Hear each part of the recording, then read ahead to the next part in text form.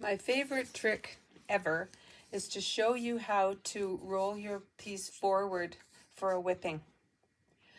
Once you have your finished piece, measure out 1¼ inches from each side and just put a mark.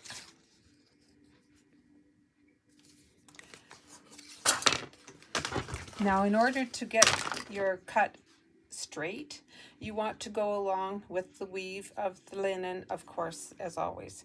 So what you do is you take your mark and take the piece of linen that's in there and pull it out.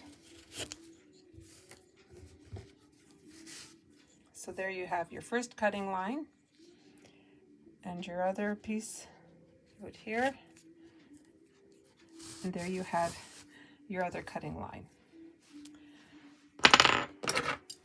So do this all the way around your piece, and then you cut where you've pulled the thread out so it's nice and straight.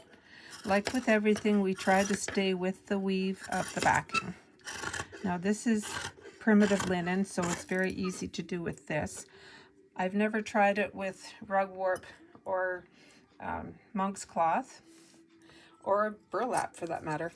But anyway, this is the way it works with linen. Then you take your corner and you measure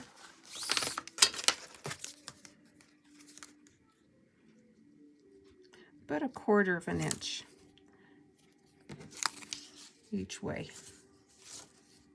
So there you have a 1/4 inch square in the corner. Don't cut any more than that. Just cut 1/4 inch out of the corner.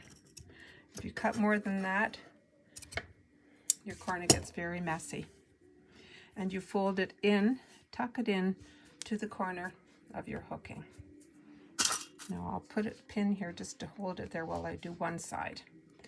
Then you roll it, turn it once, and turn it twice.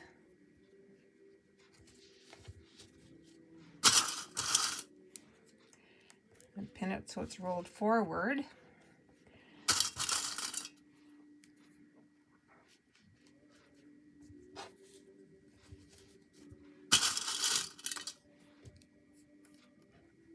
There, that's one side. Then you take the pin out here and roll the other side once and twice. Then you'll see a mitered corner coming. Now the pieces of linen are fairly far apart, but that's okay because linen stretches, linen is very forgiving, and it will pull back together. So I have my needle and thread, and I'm using black thread just so you can see better where I'm stitching. And it doesn't matter what color it is because all of this is going to be underneath your whipping. So I will take and hide the knot that I've made in it, and I'm going to pull these corners together.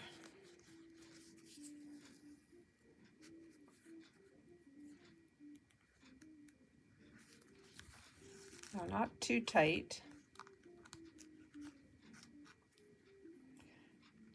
You might get a bulging corner, and I'm going to anyway.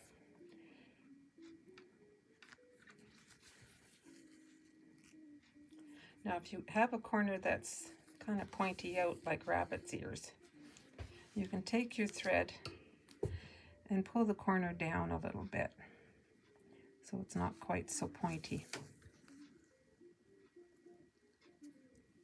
There you have a bit more of a, and you still got it there. It's more of a square corner.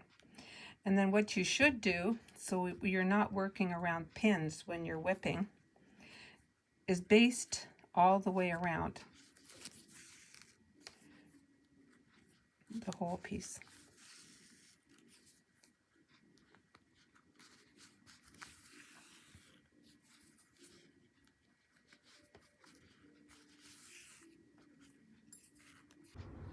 I'm all ready to whip now.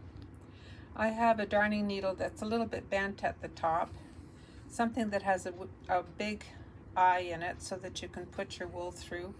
I really like to use 100% wool. The Briggs & Little 2-ply is the very best to use for whipping. Take your piece to the back and you can hide the end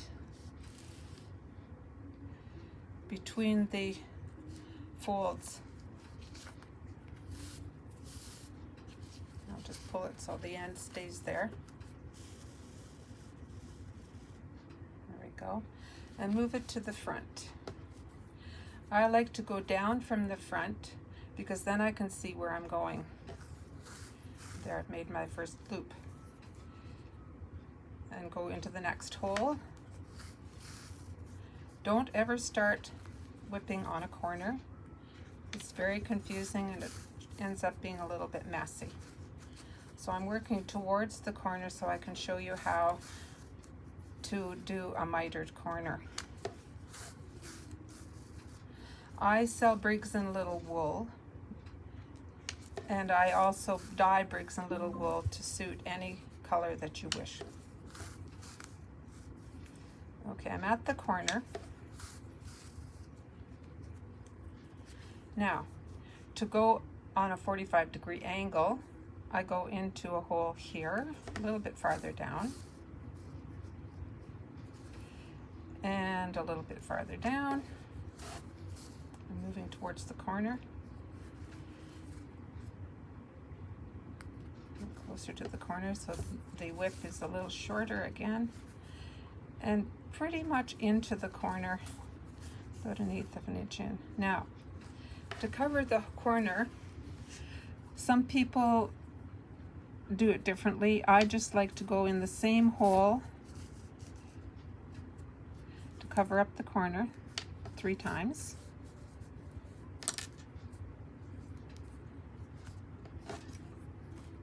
And then you make your whips a little bit longer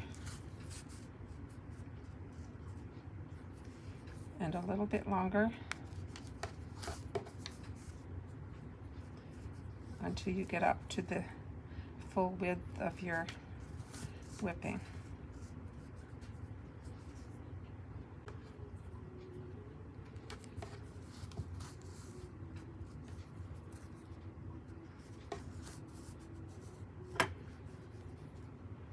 Then you just continue on whipping. This one's getting a little short, so I'll have to add more wool. Let's take a look at what it looks like on the back. Not too bad.